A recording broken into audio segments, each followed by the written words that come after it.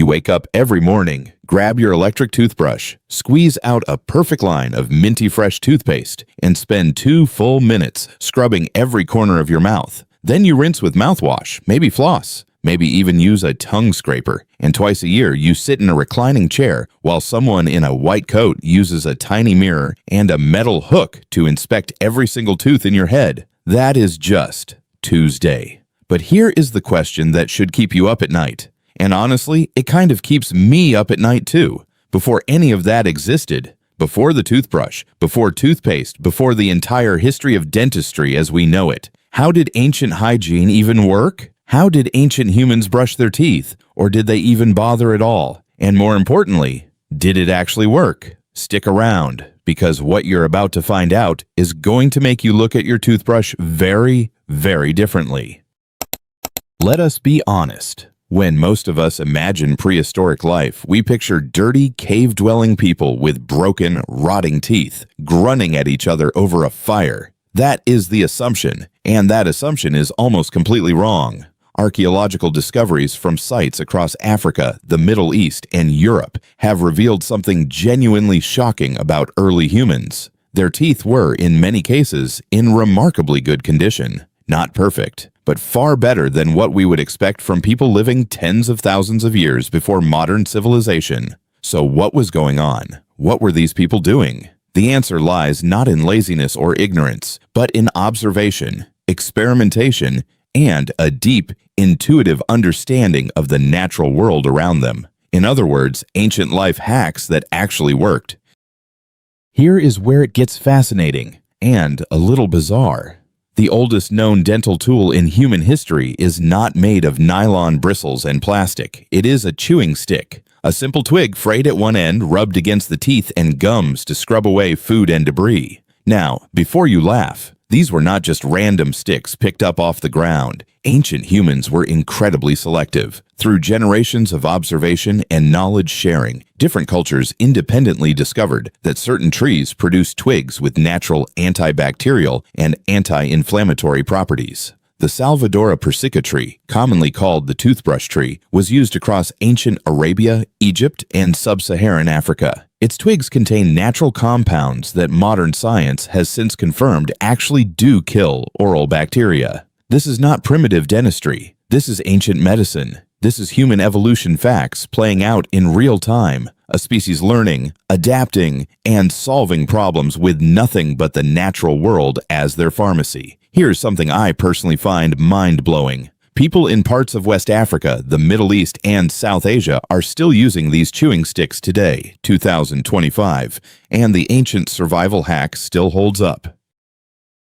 Okay, so now things get a little weird. If chewing sticks were the toothbrush, what was the toothpaste? Buckle up, because this list reads like a bizarre history fact generator. Ancient Egyptians, one of the most sophisticated early civilizations on the planet, developed what researchers believe is the earliest known tooth powder, dating back roughly 5,000 years. The ingredients: crushed rock salt, dried iris flowers, pepper, and mint, ground into a fine powder, mixed with a small amount of water, and applied directly to the teeth. Was it pleasant? Absolutely not. Did it work? Shockingly, yes. Moving to ancient Rome, a civilization famous for its engineering, its law, and its urine. Yes, Roman dental history includes the use of human and animal urine as a mouth rinse. Before you recoil completely, here is the uncomfortable truth. Urine contains ammonia, and ammonia is a powerful whitening and cleaning agent. It is disgusting. It is effective.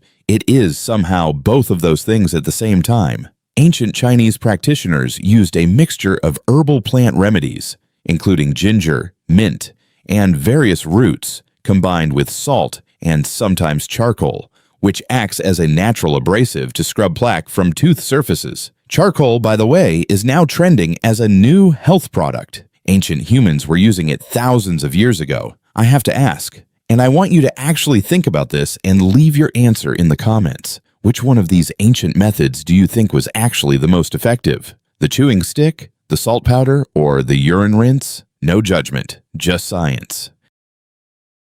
Here is something that does not get talked about enough when we discuss daily life in ancient times. These people were observers, relentless, patient, generational observers. There was no trial and error with a fresh set of eyes every generation. Knowledge was passed down through families, through communities, through entire civilizations. A grandmother in ancient Mesopotamia did not just teach her grandchildren how to find food. She taught them which plants soothed a toothache, which bark reduced swelling in the gums, which leaves left your breath smelling clean. This is the foundation of ancient medicine, not magic, not superstition, accumulated human observation stretching back further than recorded history. Cloves, still used in dental offices today as a natural pain reliever, were documented in ancient Chinese medical texts over 2,000 years ago. The active compound, eugenol, is still an ingredient in modern dental cement. Neem, a tree whose branches are used as chewing sticks across South Asia,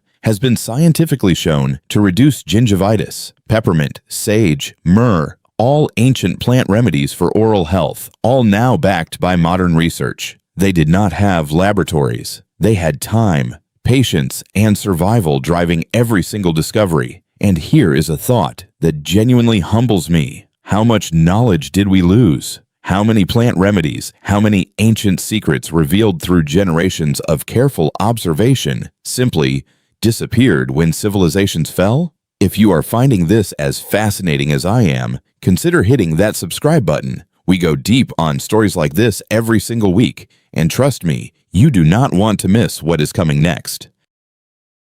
Let us talk about hard evidence. Paleoanthropologists, scientists who study ancient human remains, have examined thousands of skulls and jawbones from across human history, and the picture they paint is nuanced and genuinely surprising. Pre-agricultural early humans, hunter-gatherers who lived before farming, actually showed relatively low rates of tooth decay. Their diet was high in protein and fiber, low in refined sugars, and naturally abrasive, which helped clean teeth mechanically just through the act of eating. Then something changed. Around 10,000 years ago, with the rise of agriculture and the introduction of grain-based diets rich in fermentable carbohydrates, tooth decay rates began to climb. Dramatically, human history took a turn that no one saw coming. Farming, one of our greatest survival adaptations, also gave us cavities. This is one of the most fascinating human evolution facts in all of anthropology. The very thing that allowed civilization to grow also started rotting our teeth. And so, the ancient tools evolved. The methods became more deliberate. The search for better ancient hygiene solutions became more urgent. And that urgency,